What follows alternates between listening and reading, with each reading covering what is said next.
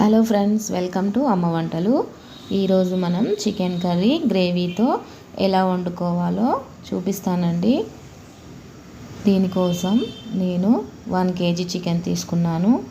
దీన్ని నిమ్మకాయ ఉప్పు వేసి తేటగా కడుక్కున్నాక దీంట్లో అల్లం వెల్లుల్లి పేస్ట్ 1 స్పూను, పసుపు 1 స్పూన్ వేసుకొని కలుపుకోవాలండి. దీంట్లోనే పచ్చిమిర్చి, ఉల్లిగడ్డలు, కొత్తిమీర అన్నీ వేసుకొని చికెన్కి మంచిగా పట్టేటట్టుగా కలుపుకోవాలండి. ఇవన్నీ ఫస్టే కలుపుకోవడం వలన చికెన్ మంచి గ్రేవీగా వస్తుంది. ఒకసారి ఇలా ట్రై చేయండి.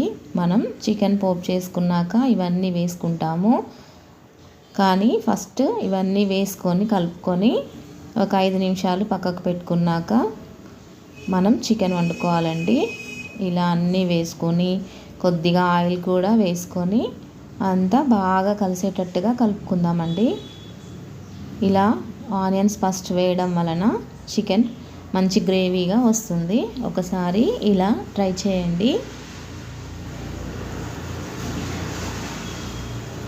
అంతా బాగా కలుపుకోవాలి. ఒక 2 నిమిషాలు కలుపుకొని చికెన్ని పక్కకు పెట్టుకోవాలండి. చికెన్ను ఎన్నో రకాలుగా వండుకోవచ్చండి. ఇలా గ్రేవీగా వండుకుంటే చపాతీలలో, పూరీలలో తినడానికి చాలా బాగుంటుంది. ఇప్పుడు గ్యాస్ వెలిగించుకొని కడాయి పెట్టుకొని ఆయిల్ వేసుకుందామండి. 3 స్పూన్ల ఆయిల్ వేసుకొని దీంట్లో కొద్దిగా ఉల్లిగడ్డలు, పచ్చిమిర్చి కూడా వేసుకోవాలండి.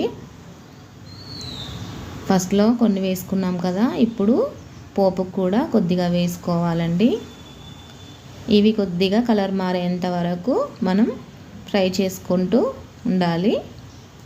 ఉల్లిగడ్డలు కొద్దిగా పచ్చివాసన పోయేంత వరకు కలుపుతూ ఫ్రై చేసుకోండి. దీంట్లోనే ఇప్పుడు కొద్దిగా పసుపు కూడా వేసుకోండి.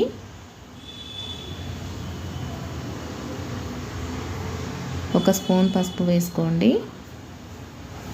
పసుపు కూడా వేసుకొని బాగా కలుపుకోండి. కలుపుకున్న తర్వాత చికెన్ను వేసుకొని ఉడికించుకోండి. అన్నీ కలిపిన చికెన్ను ఒక 5 నిమిషాలైనా పక్కకు పెట్టుకోండి. 5 నిమిషాలు పక్కకు పెట్టుకుంటే బాగుంటుంది. చికెన్ కూడా వేసుకొని బాగా కలుపుకోవాలండి.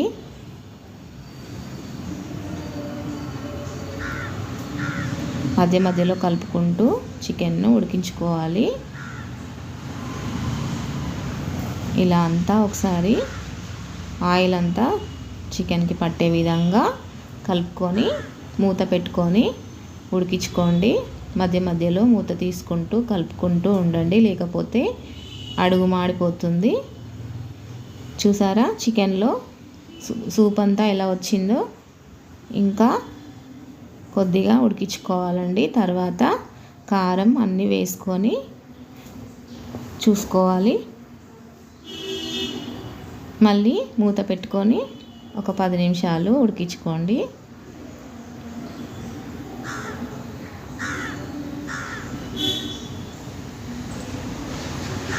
చికెన్ అంతా దగ్గర పడింది కదండి. ఇప్పుడు దీంట్లో కారం వేసుకుందాం. ఈ చికెన్కి సరిపోయేంత కారం మీరు ఎక్కువ తినగలిగితే కొద్దిగా ఎక్కువ వేసుకోండి. నేనైతే 2 స్పూన్లు మళ్ళీ ఒక హాఫ్ టేబుల్ స్పూన్ వేసుకున్నాను. ఇంకా కొంచెం స్పైసీగా కావాలనుకుంటే ఇంకొక హాఫ్ టేబుల్ స్పూన్ వేసుకోండి. 2 స్పూన్లు వేసుకున్నాక సరిపోకపోతే నేను మళ్ళీ హాఫ్ టేబుల్ స్పూన్ వేసుకున్నానండి. చికెన్లో కొద్దిగా కారం ఎక్కువగా ఉంటేనే టేస్ట్ బాగుంటుంది. 2 స్పూన్ల సాల్ట్ వేసుకున్నాను.